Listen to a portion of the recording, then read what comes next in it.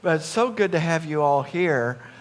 Today's topic is fear, friend or fiend. That is it something that can be to our benefit, something we can work with, something that actually can help us to go deeper? Or is it something that we treat as an enemy? So it depends on how we work with fear. Paul, writing to Timothy, his disciple, his understudy, said that God has not given us the spirit of fear, but of power and of love and of a sound mind. But still, many of us face fears. That seems to be part of living in this material condition. It seems to be part of living in this dimension, is that there is fear, is that there is anxiety, is that there are things that can go wrong in our lives, or at least feel like it's going wrong. Now, I pick out the readings each Sunday, and one of these readings was from, I have numerous favorite books. I have favorite books from numerous different genres. In the science fiction genre, Dune is my favorite science fiction book. And so this is a litany against fear. If any of you are familiar with the book Dune, this is a litany devised by a sisterhood called the Bene Gesserit. And I will read this again. I must not fear. Fear is the mind killer. Fear is the little death that brings total obliteration. I will face my fear. I will permit it to pass over me and through me. And when it has gone past, I will turn the inner eye to see its path. Where the fear has gone, there will be nothing. Only I will remain. I think of this off and on in my life because what it describes is facing the fear, allowing it to come through us, to embrace it. I have had numerous people come to me over the years. I'm not going to tell you, I don't think, how many years I've been in ministry, but it's been quite a while.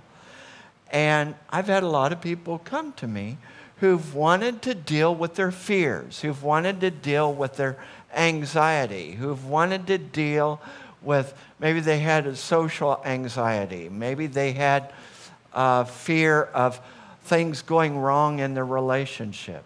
Maybe they had fear that they were not enough, that they weren't good enough.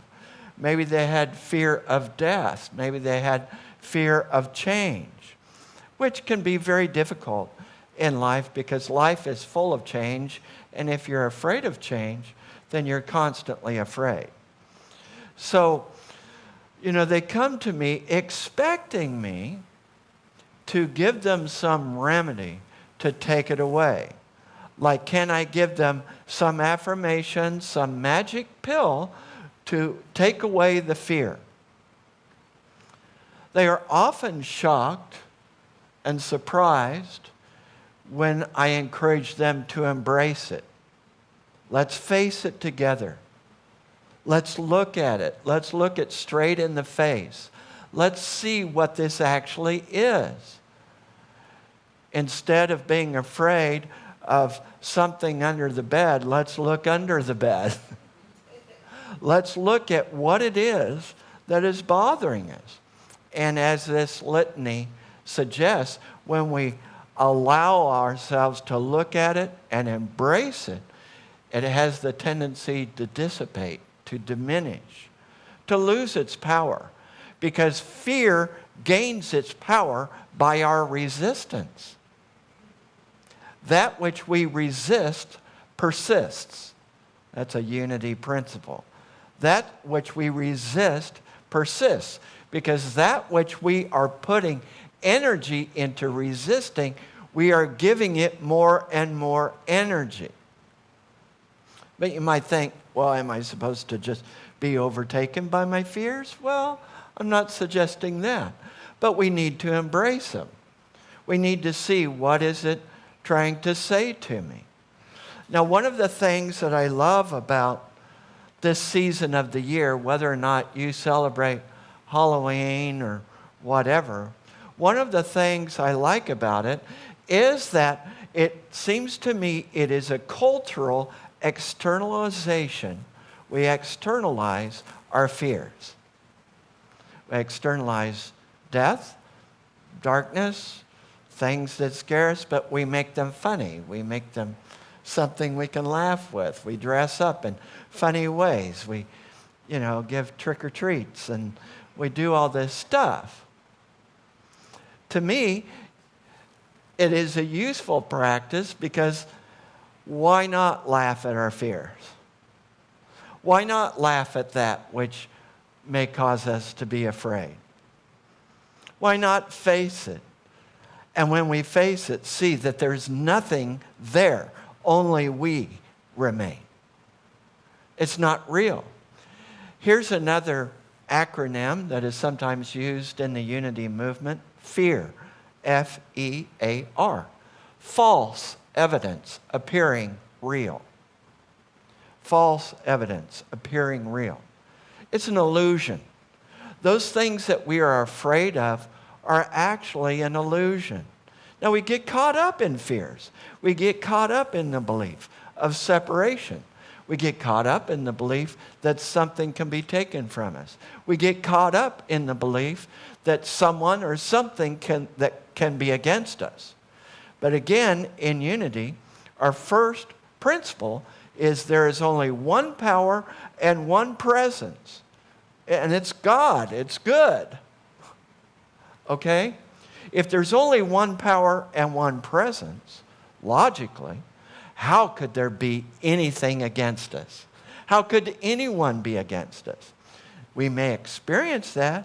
We may live that nightmare and that drama out, but it's an illusion. I want to give a personal example. I want this to be practical, not just theoretical. Many of my illustrations come from my own life because I don't always have permission to talk about other people's lives. But if you want me to talk about your life, please give me permission and I can go into detail. And wouldn't that be fun? So, for years, off and on, I had intense pain with this right shoulder. And then about 4.5 years ago, it really started kicking in, where it was constant, where it was every day, where I was in such excruciating pain in the night that it would wake me up and I couldn't sleep. That started about 4.5 years ago. And so, at that time, my doctor wasn't having personal visits. COVID had started by the time this was getting bad. And so we did one of those video visits. Have any of you done any doctor video visits? Have any of you had a doctor examine your shoulder by video? I don't recommend it. In any case, we did physical therapy, and we did all the things that we could, and injection and all that kind of stuff. But, things got worse, okay? So, here, while I was in Hawaii, went to an orthopedic specialist, to a surgeon, had tests done by numerous doctors. I was surprised. I thought they might say, it's just a little orthoscopic thing that we can take care of. We'll just make a little hole and we go in and boop, and then it's all done. That's what I expected. I didn't expect to go into the orthopedic specialist and have him say, your shoulder's done. It's gone. It's kaput. Like he kept saying it over and over so it'd sink in. I'm like, what? It may be an illusion, but I still think of myself as young. And it's like, what? How could this happen? It's from traumatic injuries and overuse as an athlete, doing various athletics. And so they said the only thing we can do surgically is to remove it and put in a prosthetic shoulder. Cut out the bone. Cut out those joints that I've used for years and years and put in a new one. That was a sobering moment for me. Some of you have experienced this, where you're like, what? And so in considering whether or not to have surgery, there were numerous fears that came up. There was the fear of loss of control. Because if I go under anesthesia, then I'm not in control of what people are doing around me. I'm with a group of people I don't know that well, and I'm completely out, and they can do whatever they want. They can draw funny faces on me. Who knows what they might do? I've worked in hospitals. So there's the fear of loss of control. And they don't draw funny faces on you, but anyway. And I had had anesthesia in the past, had a hard time waking up from it. So there's a fear that I won't wake up. Again, fear of loss of control, And then there's a fear of, what if it doesn't work? What if it messes me up worse? They give you a whole list of stuff that can go wrong. I won't even go through them all, but they're horrendous. I'm like, oh, geez. So I take that with me into my prayer and meditation time. Then there's the fear of, and this was an odd one. I was surprised at this one. I've had those bones for a long, long time. We've gone through a lot of things together. Yeah, my shoulder would dislocate and do all kinds of things, but we had gone through a lot together. I found out I was much more attached to my body than I realized. Much more. You're going to take these out? And suddenly, some things made more sense to me. Like when women have had hysterectomies or mastectomies, I'm like, oh my gosh. Not that I can totally relate or understand, but it just gave me an inkling of that. Or when people have had limbs removed, or it's like, oh. So I had all these fears, and I had to face them. So this is first step. Face it, embrace it, sit with it. I took it into meditation. I took it into my prayer room. I have a prayer room. I have an altar. Actually, I have two. So I sit between them. And I sat there, and I'm facing the fear, not running from it. I'm not going to run from it. You don't run from a bear. You face it, you get big and loud. I'm not going to run from my fear. I'm going to face it. So I sat with it to see, what is this? What are you telling me? What is it that you're needing? I can talk with the fear. I recommend you face it. You talk with it. See what's behind it. And then I recognize this is temporary. This is temporal. This is changeable. This is transient. I'm going to focus on that which is eternal. I'm going to focus on God because I've realized in my life that I'm only here for God. I'm only here for God. So in my relationships, in my work, in my play, in whatever I do, I'm only here for God. So as I focused on that which was eternal, I found that the fears dissipated. And then I could think clearly. I refused to make a decision based on fear. I made a decision based on faith. And I encourage you to sit with your decision and not make your decision based on fear, but based on faith, based on the presence that is living in, through, and as you, based on the divine that you are. Make a decision based on the eternal. Don't give in to the fear. Don't let it push you around. You are more than that. You are way more than your fears. Call on that presence. And when I did that, I knew what was mine to do. I knew it was mine to have the surgery. And I focused on that presence. There's been a few people, I thought it was an interesting question. When they found out I was going to have surgery, they said, "Why are you going to do that?" And I thought, what, just for fun? I mean, why else would you?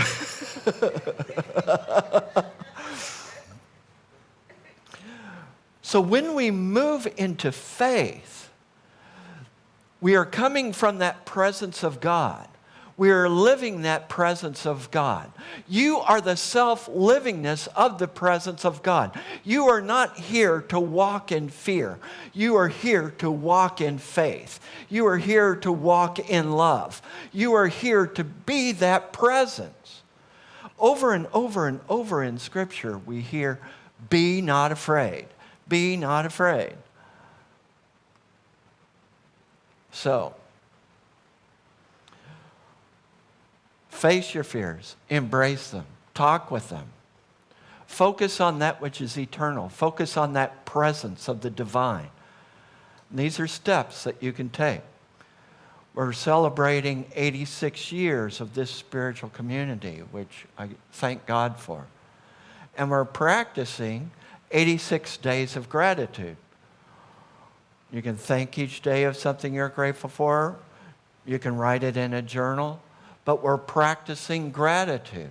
Have you noticed that if you're really in a state of gratitude, you're not afraid? Have you ever noticed that? I have. Yeah.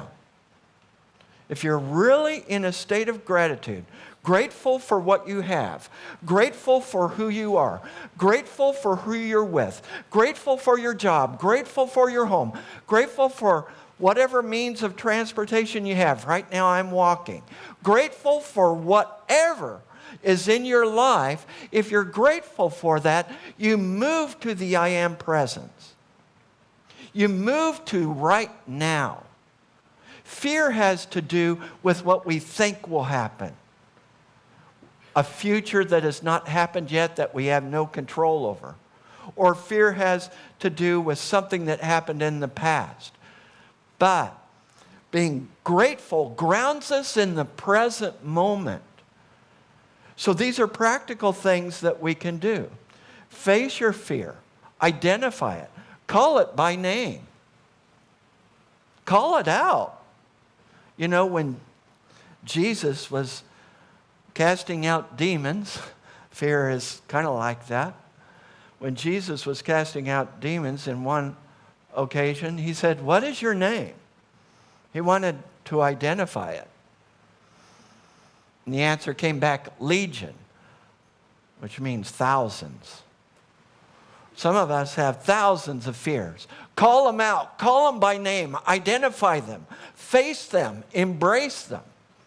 Then move to that presence of God, the presence of the I am, knowing that you stand. You are grounded in truth. You are grounded in the presence of God. Nothing can shake you. Nothing can diminish you. Nothing can dilute the power and the presence of God living itself as you.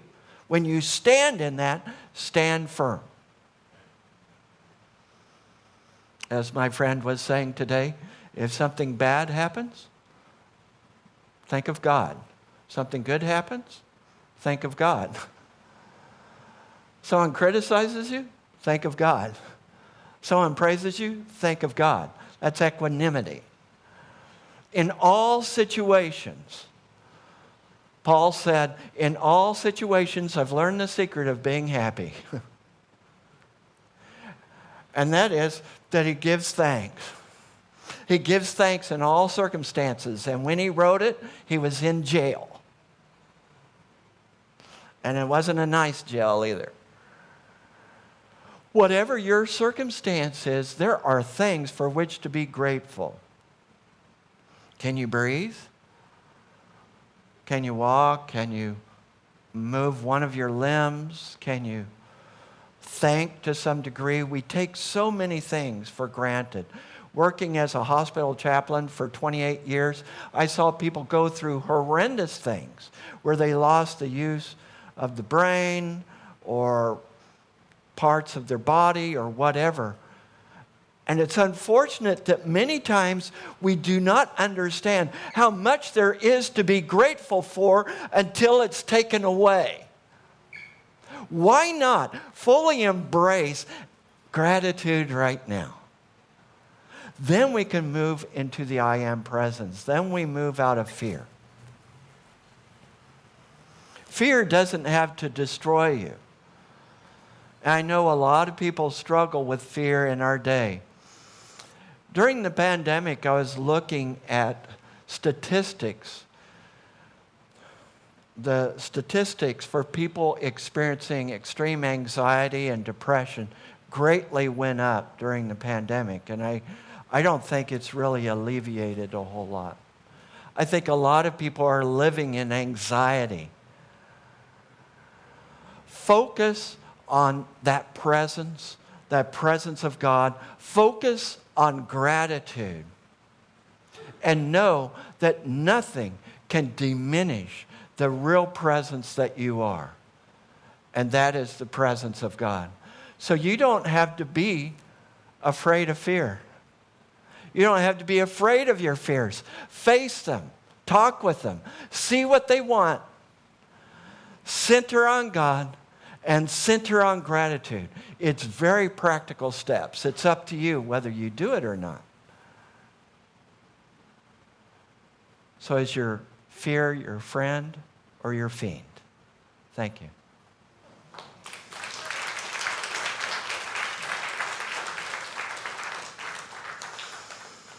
I invite us to take a deep breath as we go into this time of meditation. We know that there's only one power and one presence living as us, as the universe.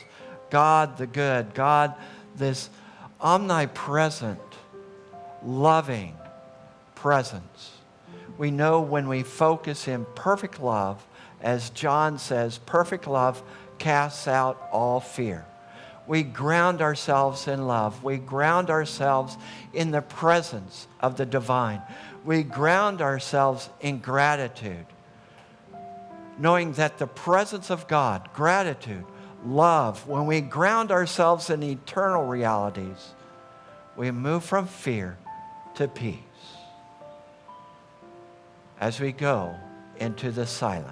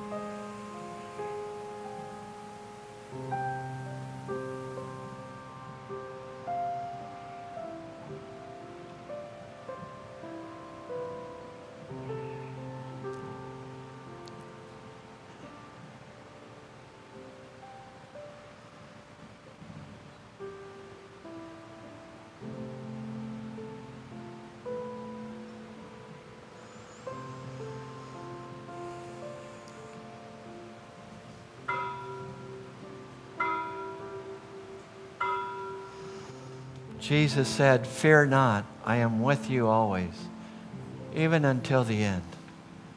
Fear not. Be not afraid. Claim that presence of God right where you are. We know where we are, the presence of God is, the presence of love is, the presence of Jesus. This presence is here. And for this we give thanks. And so it is. Amen.